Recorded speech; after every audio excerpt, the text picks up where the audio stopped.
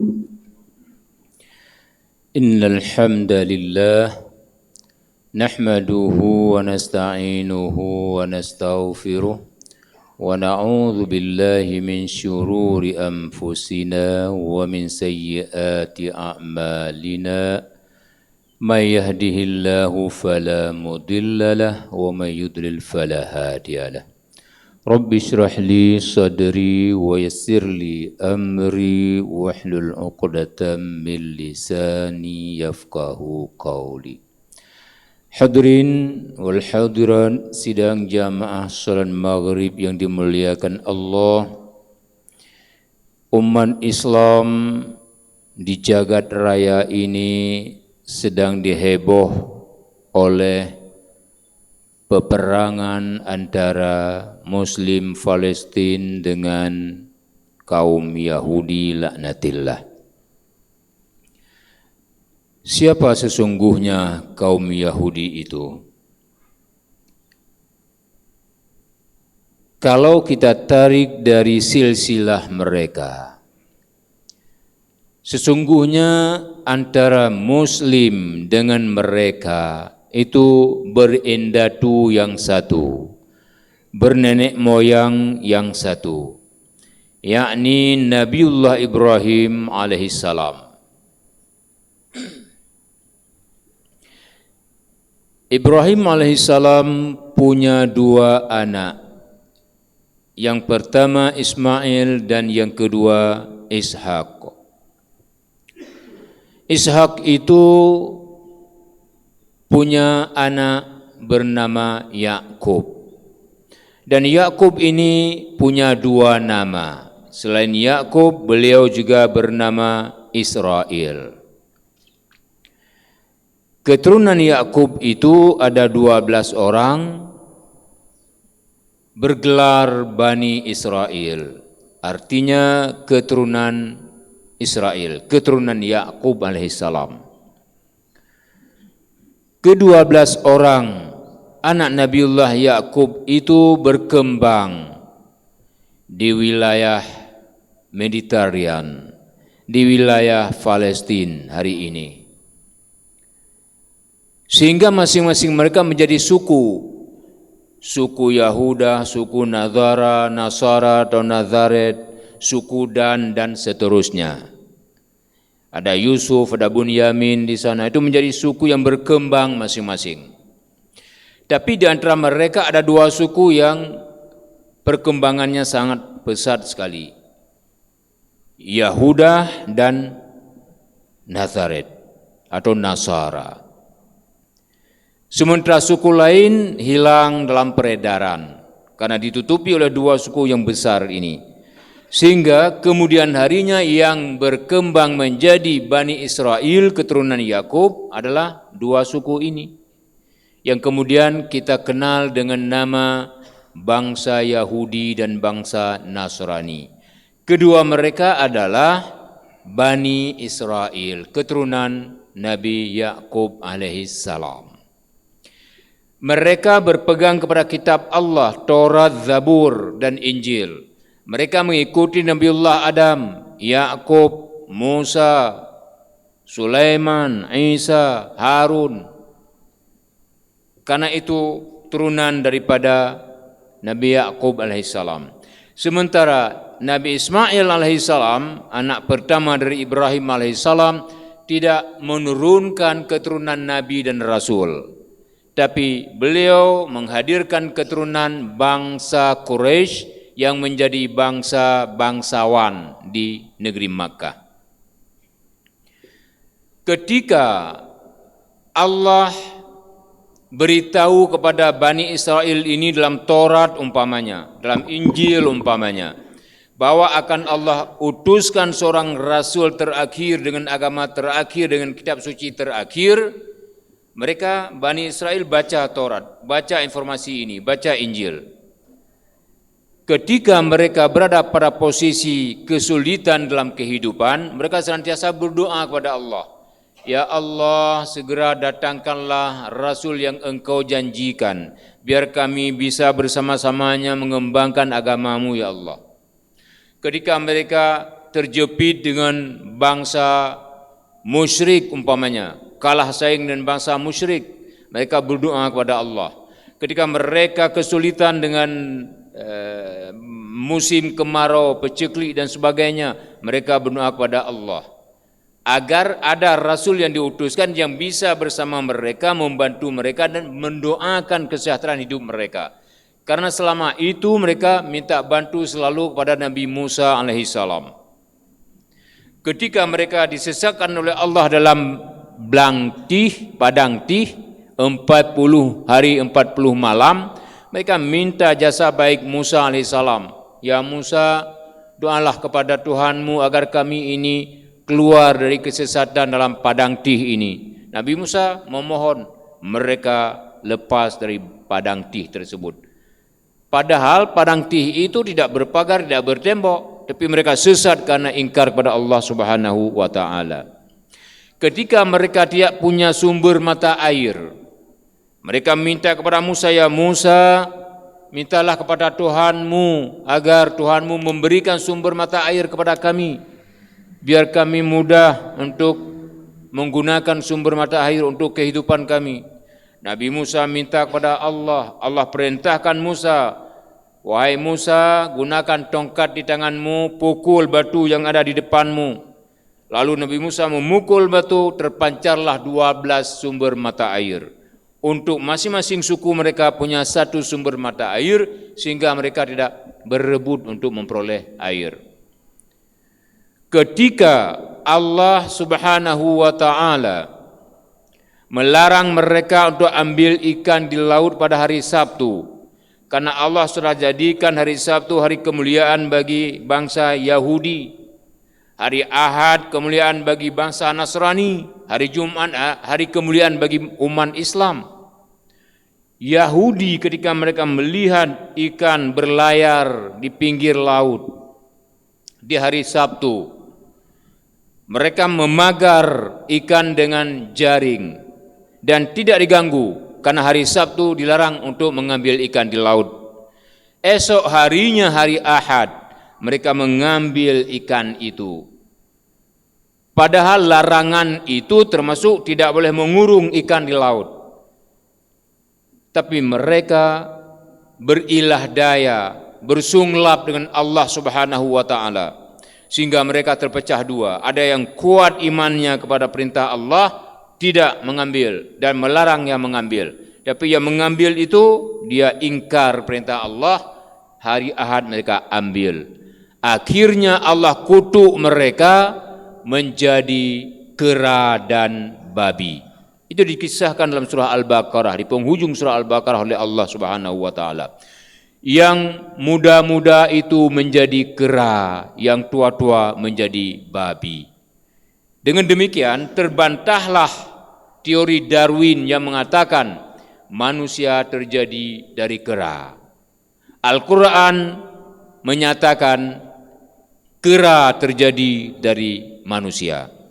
Meskipun kera yang terjadi dari manusia itu atas kutukan Allah terhadap kaum Yahudi itu tidak hidup lama, hanya sepekan saja mereka mati semuanya.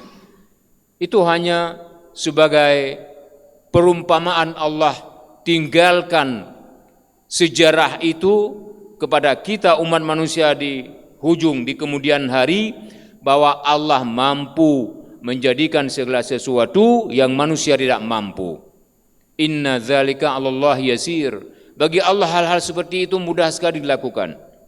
Hanya orang-orang beriman saja yang bisa makan konsumsi Al-Quran ini. Hadirinul hadirat yang dimuliakan Allah, Bani Israel ini memang tugasnya memperolok-olok Nabi dan Rasul. Malah mereka juga berupaya untuk membunuh Nabi. Watak mereka memang watak jahat, watak kasar dari sananya. Ketika Allah turunkan Rasul yang dijanjikan bukan dari Bani Israel, tapi Allah turunkan dari keturunan Ismail tadi, dari bangsa Quraisy, apa kata sebagian besar Bani Israel, bangsa Yahudi? Kami tidak mungkin mengikuti Rasul yang diutuskan Allah bukan dari kalangan Bani Israel. Jadi mereka memposisikan Bani Israel itu sebagai bangsa yang lebih di dunia ini, sehingga Rasul yang diutuskan oleh Allah di luar Bani Israel mereka anggap remeh. Itulah dasarnya sampai hari ini mereka menganggap umat Islam itu sama dengan binatang. Dan dibuktikan dengan perilaku mereka, orang yang tidak bersalah, perempuan, anak-anak, bayi, orang tua yang tidak terlibat perang dibombardir oleh manusia yang berperangai singa, berperangai binatang. Mereka memerintahkan umat Islam di Gaza untuk pindah dari Gaza Utara ke Gaza Selatan agar aman. Ketika mereka pindah ke selatan, belum sampai ke selatan lagi dibombardir dalam truk sehingga mati bertumpuk-tumpuk umat Islam. Ketika kita paham bagaimana sejarah Bani Israel, bagaimana watak Yahudi, maka itu bukan sesuatu yang luar biasa. Itu memang wataknya Yahudi. Kalau dalam bahasa Aceh disebut palih meteraweh. Arti palih meteraweh, Yahudi golom lahir, palih kai preh. Begitu lahir Yahudi sambut lagi lagi palih. Maka mulai lahir palih, terus golom mati Yahudi palih. Yang gekil orang Aceh, palih meteraweh. Jih golom lahir, palih kai preh. Begitu lahir sambut juli palih. Itulah Yahudi. Makanya Allah katakan aduwi wa aduwakum walan tarda angkal yahudu walan nasara hatta tattabi'a millatahum. Yahudi itu tidak akan puas kepadamu wahai umat Muhammad. Nasrani itu tidak akan puas kepadamu wahai umat Muhammad sebelum kamu mengikuti ajaran dan keyakinan mereka. Allah katakan aduwi wa aduwakum. Yahudi itu musuhku dan musuhmu sekalian. Maka ketika ada umat Islam yang memuja-muja Yahudi, itu umat Islam melawan pernyataan Allah aduwi wa aduwakum. Melawan pernyataan Allah bermakna melawan Allah. Kalau ada umat Islam seperti itu umat Islam berada di ambang kesesatan.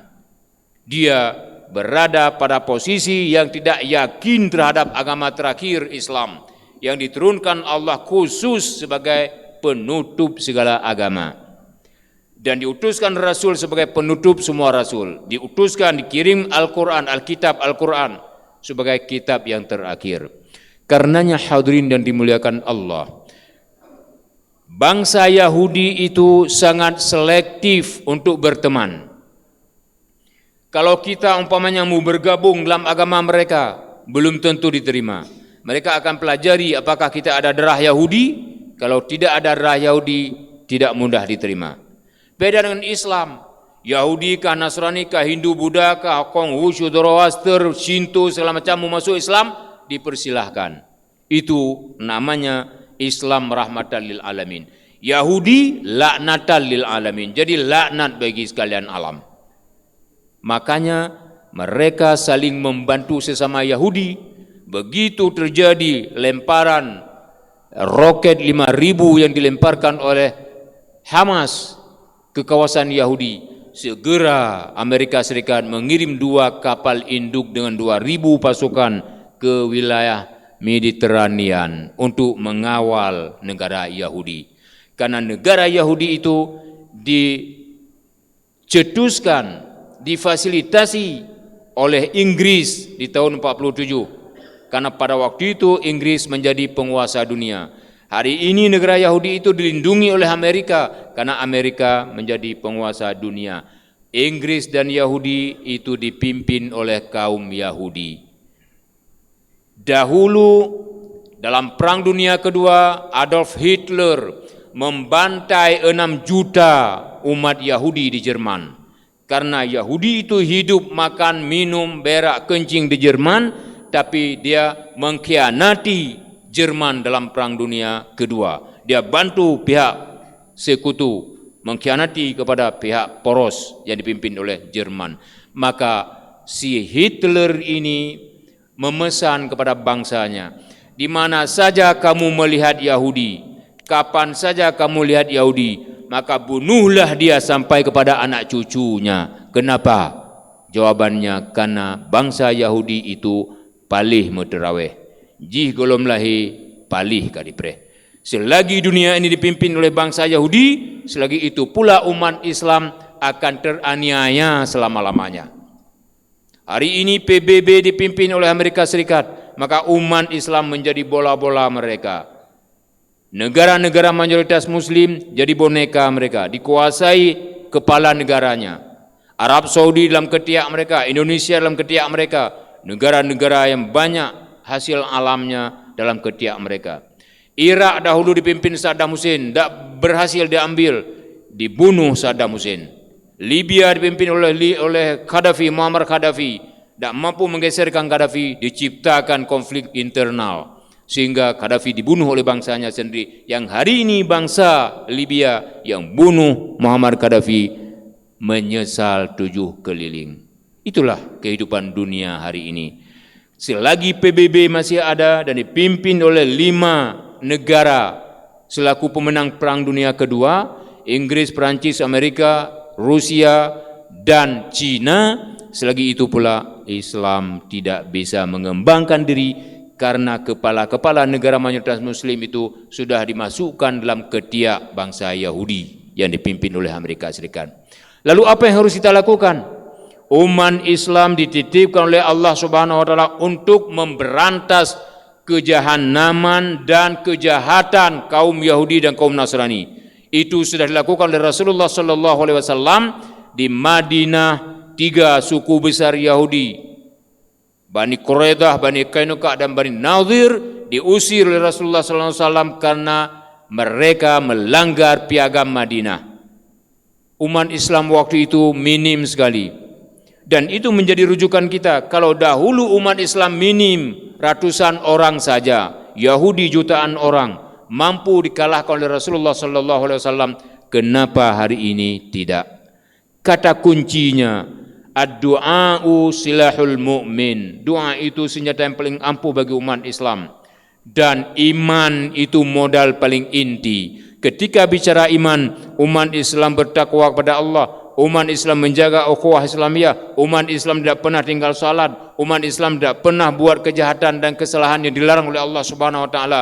Sebagaimana kita dengar kisah tentara Al-Qassam, hafal Quran 30 juz, salat malam tidak pernah henti-henti, puasa sunat Senin Kamis tidak pernah henti. Itulah yang menjadi modal umat Islam memperoleh kemenangan. Ketika itu yang tidak dilakukan sebagai peninggalan Rasulullah sallallahu alaihi wasallam, di situ pula umat Islam mengalami kekalahan karena musuh-musuh Islam itu menghalalkan cara untuk menaklukkan Islam dan umat Islam. Wassalamualaikum warahmatullahi wabarakatuh.